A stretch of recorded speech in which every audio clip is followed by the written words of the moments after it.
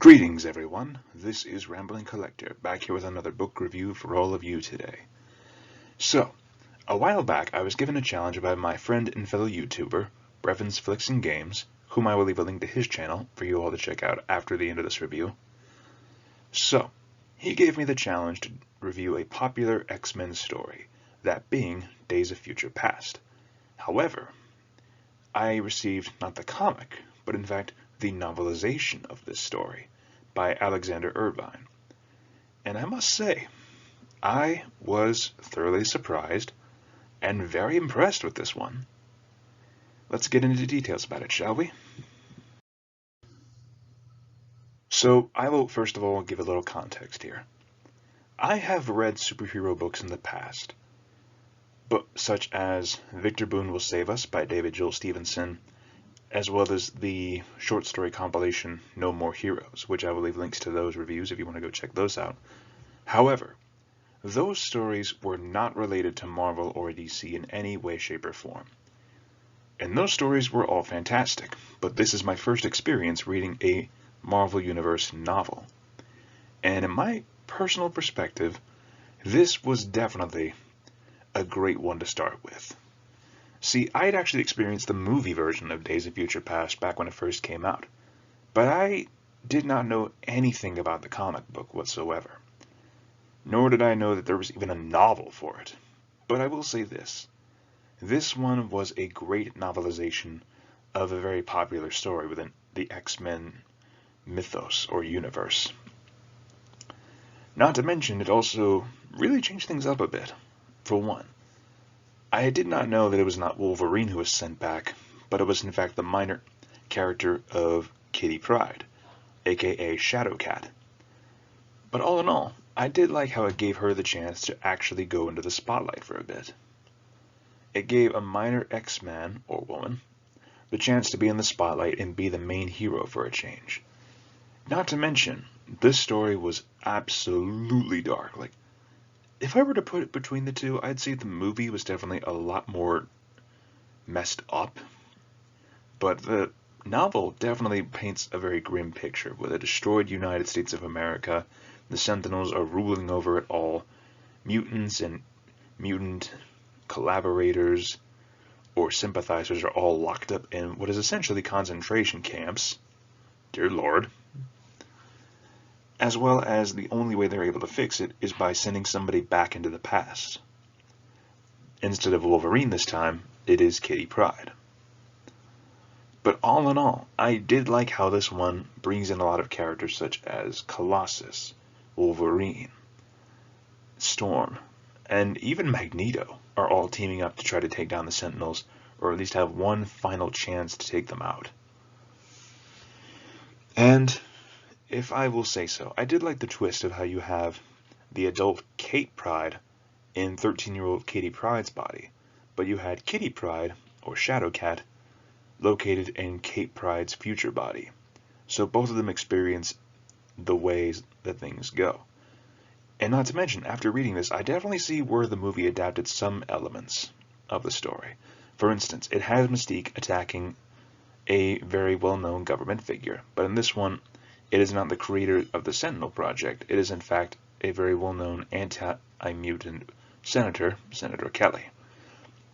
So while the X-Men are trying to prevent the Brotherhood from assassinating Senator Kelly, as well as killing Charles Xavier,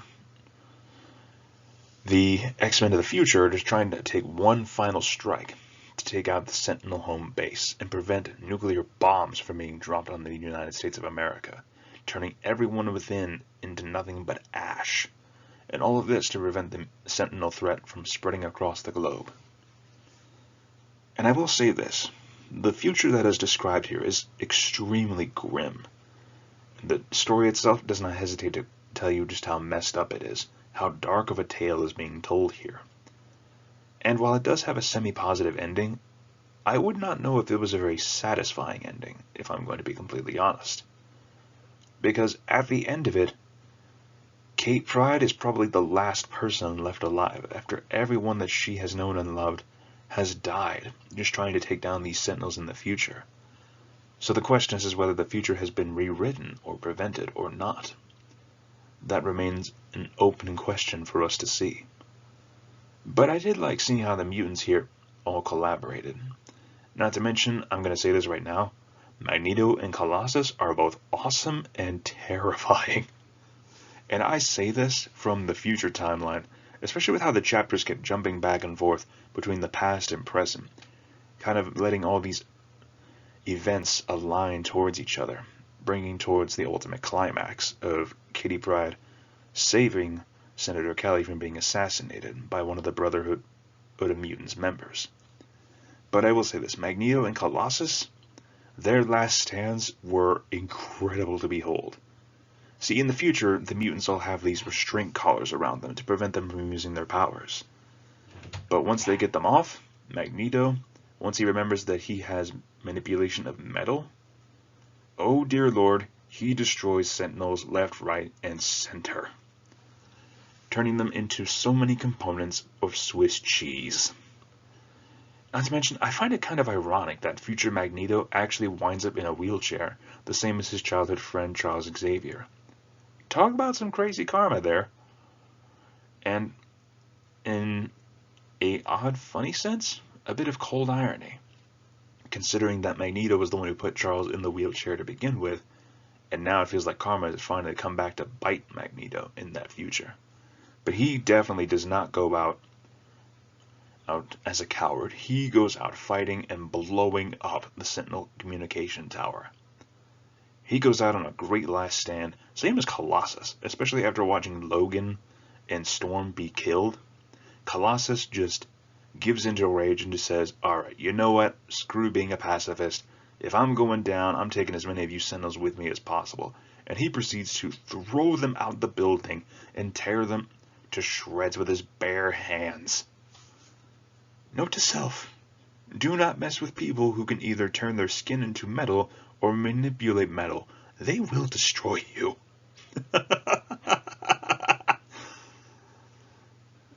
And I must say, I thoroughly enjoyed this novel, and I might actually check out more of these Marvel Universe novels.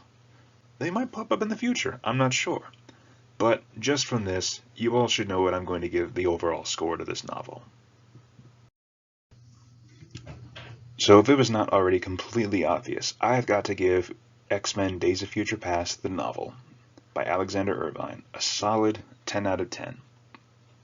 It kept me engaged, it kept me wanting to read more, and more than anything, pardon me, it is my first experience dealing with a Marvel Universe novel. Now, will I check out more of these in the future? It's quite possible, actually. This is actually a fascinating way to look at the Marvel Universe, and it really helps me to actually look at more of the big events of Marvel without having to dive into issue upon issue of comic books just to understand the story. And I gotta say this, Alexander Irvine did a fantastic job writing this story into a novel. And if you guys want me to check out more of the Marvel Universe novels, or even DC novels, please let me know. Give me some suggestions or challenges down in the comment section down below. And if you like this video, feel free to leave a like, comment, and if you have any interest in checking out any more of my future videos, please feel free to subscribe. Any little bit helps. And once again, thank you guys for listening to this crazy man's ramblings. Keep reading, my fellow readers. Have a great day.